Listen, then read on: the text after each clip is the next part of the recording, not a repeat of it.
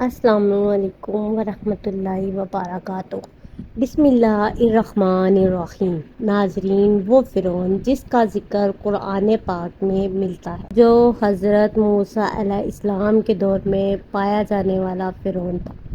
فرعون بدبخت کا تعلق قبیلہ قبطیہ سے تھا اور اس کی عمر 400 سال تھی۔ اس 400 سال کی عمر میں نہ تو وہ کبھی بیمار ہوا اور نہ ہی کبھی اس کے سر میں درد ہوا اور نہ ہی کوئی دشمن اس پر غالب آ سکا۔ اس کا چہرہ تانبے کی طرح چمکتا تھا، اسی وجہ سے یہودی اس کو قبوس کہا کرتے تھے۔ فرعون بادشاہ بننے سے پہلے محنت مزدوری اور تجارت کیا کرتا تھا۔ ایک دن یہ محنت مزدوری سے تنگ آ کر بازار کی طرف نکلا اور وہاں پر اس کی ملاقات حامان سے ہوئی۔ دیکھتے ہی دیکھتے ان دونوں بدبختوں کی ملاقات دوستی میں بدل گئی، اگرچہ یہ دونوں معلوم کام کی تلاش میں شہر کی طرف روانہ ہو گئے، اور ان دنوں شہر میں خربوزوں کی خرید و فروخت کا کام زیادہ تھا۔ اس طرح یہ دونوں بدبخت ایک خربوزے والے کے پاس گئے اور اس سے کام مانگا۔ چنانچہ اس وقت اس خربوزے والے نے ان دونوں سے کہا، میرے خربوزے لے جاؤ اور بازار میں جا کر فروخت کرو۔ جب یہ مال تم دونوں فروخت کر لو گے تو میں تمہیں کھانے کے لیے کچھ دے دوں گا۔ اس وقت خربوزے والے کی یہ بات سن کر فرعون نے حامان سے کہا کہ تم یہیں ٹھہرو اور میں یہ خربوزے لے جاتا ہوں اور بازار میں فروخت کر آتا ہوں۔ چنانچہ ایسا ہی کیا گیا۔ فرعون وہ خربوزے لے کر شہر کی طرف چلا گیا اور وہاں جا کر فرعون نے دکانداروں سے خربوزے خریدنے کا کہا، تو اس وقت دکانداروں نے فرعون سے کہا، ہم تو سودا ادھار پر خریدتے ہیں اور فروخت کرنے کے بعد اس کی رقم ادا کرتے ہیں، اور یہاں کا یہی دستور ہے۔ چنانچہ دکانداروں کی یہ بات سن کر فرعون کچھ دیر کے لیے خاموش ہو گیا اور پھر اسی وعدے پر وہ سامان فروخت کر کے واپس چلا آیا۔ واپس آ کر خربوزے کے مالک سے کہا، مجھے یہ کام اچھا نہیں لگتا۔ اتنا بول کر فرعون وہاں سے چلا گیا۔ اب فرعون کو کسی اچھے کام کی تلاش تھی جس کی وجہ سے فرعون زیادہ سے زیادہ مال و دولت اور روپیہ پیسہ کما سکے۔ اس کے بعد فرعون بادشاہ مصر کے دربار میں چلا گیا اور اس کی خدمت میں جا کر درخواست پیش کر دی کہ میں بہت دور سے آیا ہوں، میں بہت غریب ہوں اور مجھے کسی کام کی تلاش ہے اور میں کھانے پینے سے بھی عاجز ہوں۔ برائے مہربانی اپنی سلطنت مصر کے اسی شہر میں بطور فدوی مجھے کام دے دیا جائے اور اس غلام کو اس جگہ پر مأمور فرما کر سرفراز کیا جائے۔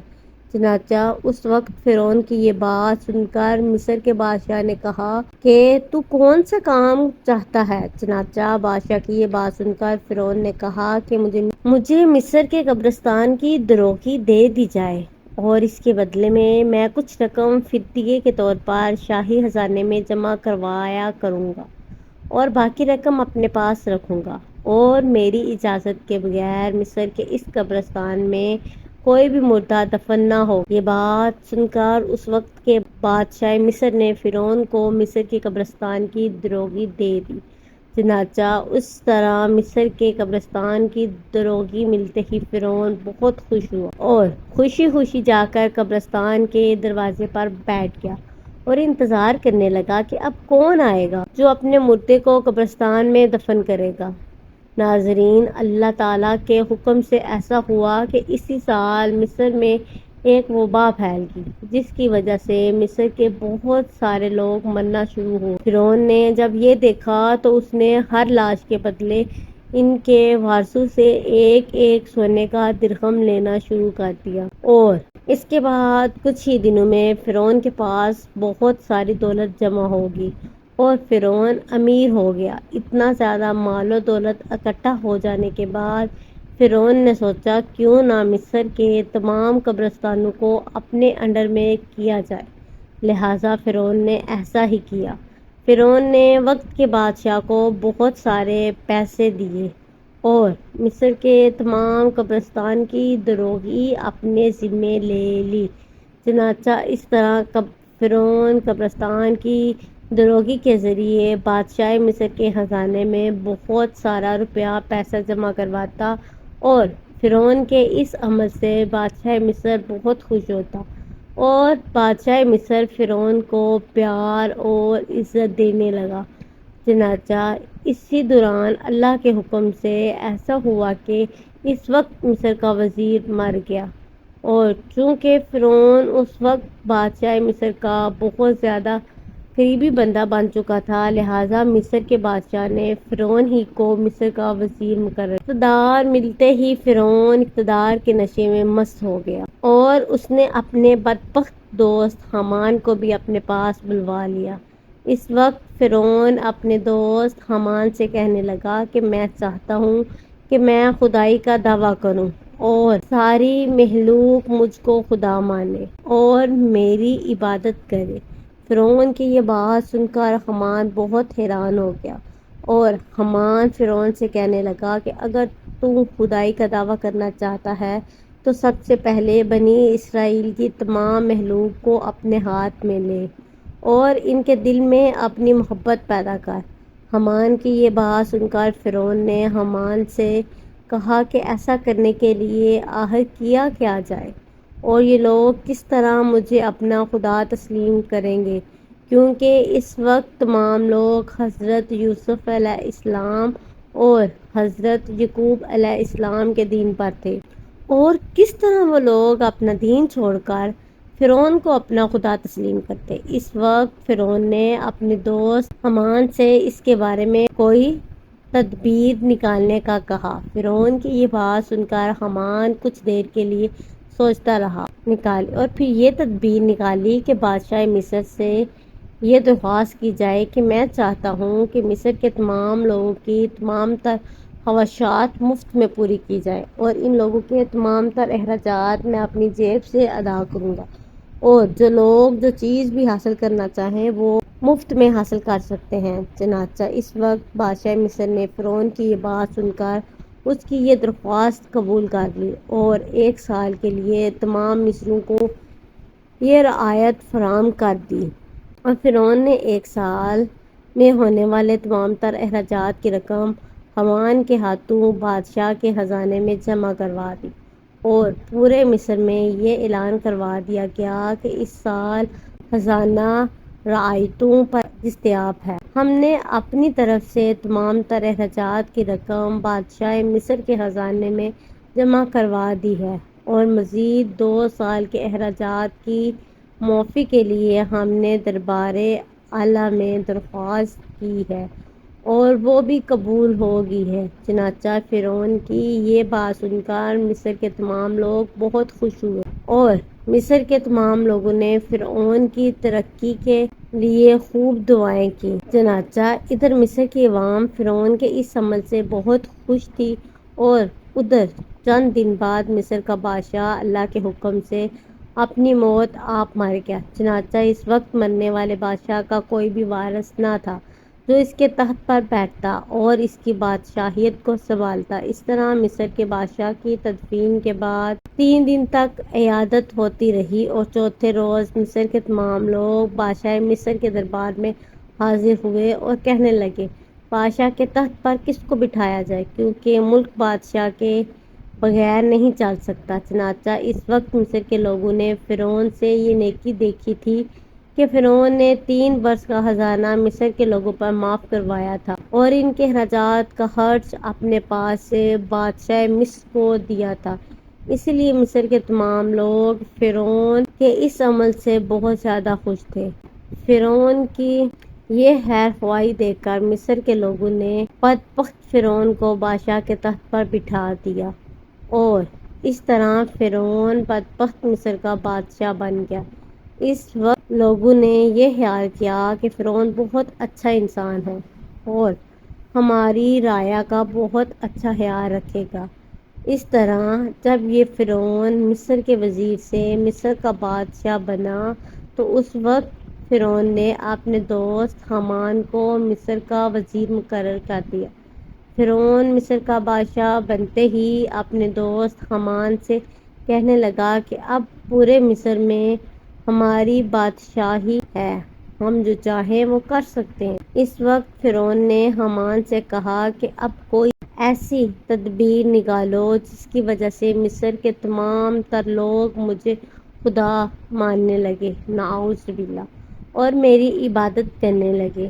اس وقت حامان بدبخت نے فرعون کو یہ مشورہ دیا کہ جتنے بھی علماء دین جو تدریس کا کام کر رہے ہیں وہ سب کے سب دین کی تدریس کو ختم کر دے اور لوگوں کے درمیان اسلام کی تبلیغ کا سلسلہ بالکل ختم کر دیا جائے، تاکہ آہستہ آہستہ تمام لوگ اپنے دین سے دور ہو جائیں اور اپنے دین سے بے خبر ہو جائیں اور آئندہ آنے والی نسل دین سے بے خبر اور جاہل پیدا ہو۔ چنانچہ حامان کی یہ بات سن کر فرعون نے یہ حکم جاری کر دیا اور مصر کے اندر درس و تدریس کا یہ سلسلہ ختم کر دیا گیا۔ فرعون نے مصر کے اندر یہ حکم جاری کر دیا کہ کوئی بھی شخص مصر میں درس و تدریس نہ کرے ورنہ اس کو قتل کر دیا جائے گا۔ فرعون بادشاہ کا یہ حکم سنتے ہی درس و تدریس کا یہ سلسلہ ختم کر دیا گیا اور مصر کے لوگوں نے بالکل پڑھنا لکھنا چھوڑ دیا۔ چنانچہ اس طرح درس و تدریس کا سلسلہ ختم ہونے کے بعد وقت گزرتا گیا اور وقت کے ساتھ ساتھ تمام لوگ جاہل بن گئے اور علم سے دور ہو گئے اور اپنے حقیقی خدا اللہ تعالیٰ کو بالکل ہی بھول گئے۔ اس وقت مصر کے لوگوں کی یہ حالت ہوگی کہ وہ جانوروں کی طرح جاہل بن گئے۔ اس وقت فرعون نے تمام مصر کے لوگوں کو یہ حکم جاری کیا کہ مصر کے تمام لوگ اپنے اپنے گھروں میں بت بنا کر اس کو سجدہ کیا کریں اور اس کی پوجا کیا کریں۔ چنانچہ فرعون کا یہ حکم پاتے ہی ایک قوم جو اس وقت کثیر تعداد میں تھی، انہوں نے بتوں کی پوجا کرنا شروع کر دی اور آہستہ آہستہ یہ بت پرستی بڑھتی چلی گئی اور یہ سلسلہ 20 سال تک جاری رہا۔ اور پھر اس کے بعد فرعون نے مصر میں یہ اعلان کروا دیا اور اس اعلان میں یہ الفاظ لوگوں کے کانوں تک پہنچائے جس کا ذکر قرآن پاک میں یوں ملتا ہے، اور پس لوگوں کو جمع کیا اور لوگوں سے کہا میں ہوں رب تمہارا سب سے بڑا اور بلند۔ ناظرین، اس طرح لوگ کئی سال تک بتوں کی پوجا کرتے رہے۔ جب لوگ مشرک اور بت پرست بن گئے تو اس وقت فرعون نے حکم جاری کیا کہ اپنے گھروں میں موجود تمام بتوں کو توڑ دیا جائے اور مجھے خدا مانا جائے اور میری پوجا کی جائے۔ چنانچہ فرعون کا یہ حکم ملتے ہی تمام لوگوں نے ایسا ہی کیا۔ تمام قوم نے بت کو توڑ دیا اور فرعون کو پوجنا شروع کر دیا اور فرعون کو خدا ماننے لگے، نعوذ باللہ۔ لیکن قبطی قوم کے علاوہ کوئی دوسرا فرعون کو خدا نہیں مانتا تھا۔ قبطی قوم واحد ایسی قوم تھی جو فرعون کو اپنا خدا مانتی تھی اور باقی تمام لوگ اللہ کی وحدانیت پر یقین رکھتے تھے اور اللہ تعالیٰ کو اپنا خدا مانتے تھے۔ اسی وجہ سے فرعون قبطیوں پر بہت مہربان تھا اور بنی اسرائیل کے مسلمانوں پر طرح طرح کے ظلم و ستم کیا کرتا تھا، کیونکہ بنی اسرائیل کی قوم حضرت یوسف علیہ السلام کے دین پر تھی۔ اسی وجہ سے تو فرعون ان پر ظلم کرتا تھا۔ فرعون تاریخ میں وہ ظالم بادشاہ گزرا ہے جس نے خدائی دعویٰ کیا تھا، جس کی ظلم کی داستانوں سے تاریخ کے اوراق بھرے پڑے ہیں۔ بنی اسرائیل کو غلام بنا کر ان پر بڑے ظلم ڈھائے تھے۔ باندی اور اپنی بیوی حضرت آسیہ رضی اللہ تعالی عنہا پر ظلم کے پہاڑ توڑ کر ان کو شہید کر ڈالا تھا۔ آخرکار اللہ تعالیٰ نے اس کو اس کے تکبر کے ساتھ دریائے نیل میں غرق کر دیا، حکومت کو نیست و نابود کرنے اور تہس نہس کر ڈالا اور رہتی دنیا تک کے لیے اس کو عبرت کا نشان بنا کر یہ ثابت کر دیا کہ تکبر کا انجام صرف بربادی ہے اور تکبر صرف اللہ کی چادر ہے۔ فرعون کے محل میں ایک عورت فرعون کی بیٹیوں کے بال سنوارا کرتی تھی۔ ایک بار وہ فرعون کی بیٹی کے بال سنوار رہی تھی کہ ان کے ہاتھ سے کنگھی نیچے گر گئی۔ جب وہ کنگھی اٹھانے لگی تو انہوں نے اللہ کا نام لیا۔ جب اس باندی نے اللہ رب العزت کا نام لیا تو فرعون کی بیٹی سمجھ گئی کہ یہ تو میرے والد کو معبود نہیں مانتی بلکہ حضرت موسیٰ علیہ السلام کے اللہ پر ایمان رکھتی ہے۔ چنانچہ اس لڑکی سے پوچھا گیا کہ کیا تم میرے والد کو خدا نہیں مانتی؟ اس نے کہا کہ ہرگز نہیں، میرا خدا تو وہ ہے جو حضرت موسیٰ علیہ السلام کا پروردگار ہے۔ جب لڑکی نے دو ٹوک جواب سنا تو وہ اٹھ کر اپنے باپ کے پاس گئی اور کہنے لگی کہ آپ کے محل میں آپ کے زیر سایہ رہنے والی عورت آپ کو تو خدا ہی نہیں مانتی۔ بیٹی کی باتیں سن کر فرعون غصے میں آ گیا، چنانچہ وہ کہنے لگا کہ میں دربار میں جا کر اس عورت کو ایسی سزا سنا دوں گا کہ یا تو وہ موسیٰ علیہ السلام کے رب کو اللہ کہنے سے باز آ جائے گی یا پھر اپنی جان سے ہاتھ دھو بیٹھے گی۔ اب جب فرعون اپنے دربار میں پہنچا تو اس نے اس عورت کو اپنے پاس بلوایا اور کہنے لگا کہ دیکھو بھائی، تو موسیٰ علیہ السلام کے اللہ کو اللہ کہنا چھوڑ دو۔ وہ کہنے لگی کہ ہرگز نہیں۔ تو اس نے اس کو بڑا ڈرایا دھمکایا، مگر وہ کہنے لگی کہ اب تم جو کچھ کر سکتے ہو کر لو، میں پیچھے نہیں ہٹوں گی۔ ان کا یہ دلرانہ جواب سن کر فرعون نے اسے اپنی انا کا مسئلہ بنا لیا، چنانچہ فرعون نے حکم دیا کہ اس کو زمین میں لٹا دیا جائے، تو انہیں زمین پر لٹا دیا گیا۔ پھر حکم دیا گیا کہ ان کے دونوں ہاتھ پاؤں میں کیلی گاڑ دی جائے، چنانچہ ان کے پاؤں میں کیلیں گاڑ دی گئیں تاکہ وہ حرکت نہ کر سکے۔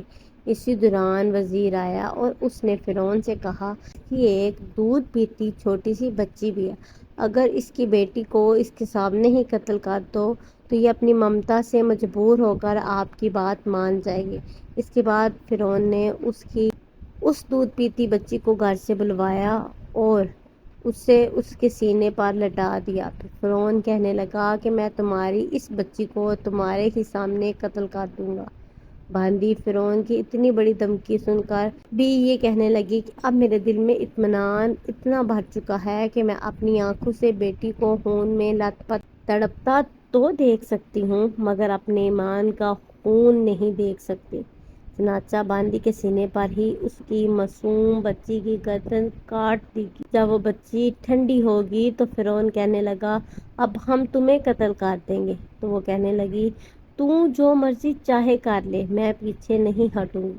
بالآخر اس ظالم نے اس کو بھی شہید کر دیا۔ اس کے بعد فرعون جب حضرت مشاطہ کو شہید کروا کر اپنے گھر پہنچا تو اپنی بیوی حضرت آسیہ رضی اللہ تعالی عنہا سے کہنے لگا کہ آج یہ واقعہ پیش آیا ہے کہ میں نے ایک عورت کو عبرتناک سزا دی ہے۔ اس کی بیوی نے کہا ارے ستیہ ناس ہو، تو نے ایک معصوم بچی کی جان لی اور ایک بے گناہ عورت کا قتل کیا۔ فرعون کہنے لگا کہ میں نے اس کو اس کے لیے عبرتناک سزا دی ہے کہ وہ مجھے خدا نہیں مانتی تھی۔ یہ سن کر حضرت آسیہ رضی اللہ تعالی عنہا نے کہا کہ خدا تو میں بھی تجھے نہیں مانتی، بلکہ تو ایک عام سا انسان ہے۔ جب فرعون نے یہ سنا تو حیران رہ گیا کیونکہ اسے حضرت آسیہ رضی اللہ تعالی عنہا سے بڑی محبت تھی۔ حضرت آسیہ رضی اللہ تعالی عنہا کو اللہ تعالیٰ نے بڑا حسن و جمال عطا کیا تھا۔ فرعون نے انہیں پوری قوم کی عورتوں میں سے چن کر ان کے حسن کی وجہ سے اپنی بیوی بنایا تھا، اسی وجہ سے وہ ان سے بڑی محبت کرتا تھا۔ چنانچہ فرعون کہنے لگا کہ یہ تم کیسی باتیں کرتی ہو؟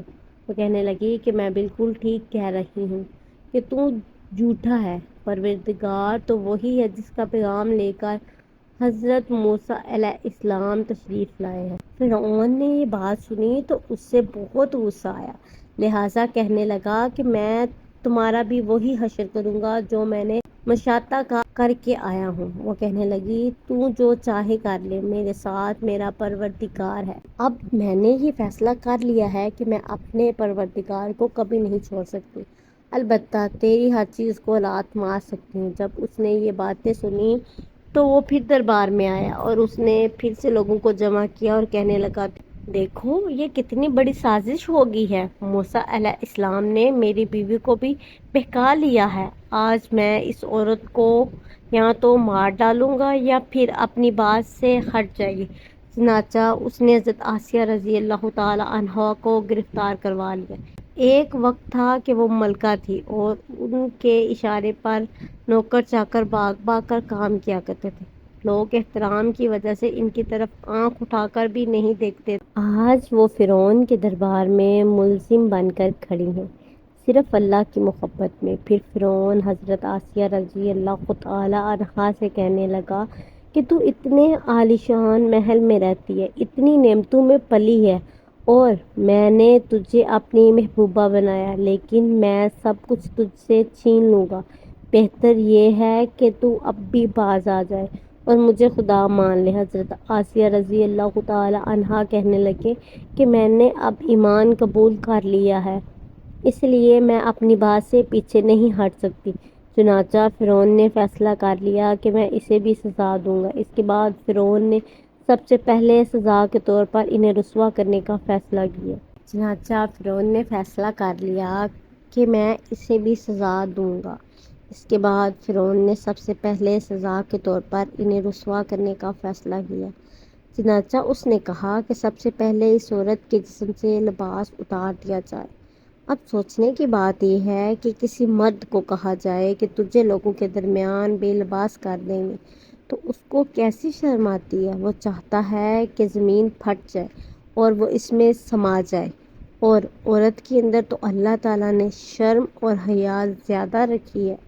فرعون نے ان کے جسم سے لباس اتروا دیا اور وہ کیسی صورتحال کا شکار ہوئی۔ ایک طرف ایمان ہے تو دوسری طرف امتحان ہے، لیکن وہ ڈٹی رہی۔ فرعون نے کہا، اچھا اگر اب بھی نہیں مانتی تو میں تجھے اس طرح کا عذاب دوں گا۔ چنانچہ فرعون نے کہا، اس کا منہ میرے محل کی طرف کر کے لٹکا دو تاکہ آخری وقت بھی نگاہیں اس کی میرے محل پر لگی رہیں اور اس کے ذہن میں یہ بات رہے کہ ان نعمتوں کو ٹھکرا کر ذلیل اور خوار ہو کر مر رہی ہوں۔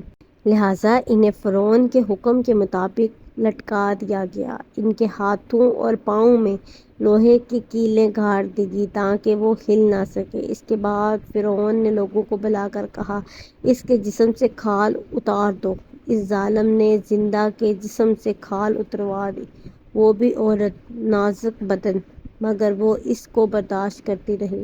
انہیں اللہ کے نام پر تکلیف دی جا رہی تھی۔ اس طرح ان کے جسم سے کھال کو الگ کر دیا گیا کہ اللہ کی شان دیکھیں کہ وہ ابھی بھی زندہ تھی، مگر جسم زخم زخم بن چکا تھا۔ فرعون کا دل اب تک ٹھنڈا نہیں ہوا تھا، چنانچہ وہ کہنے لگا، مرچیں لاؤ اور اس کے جسم پر مرچیں چھڑک دو۔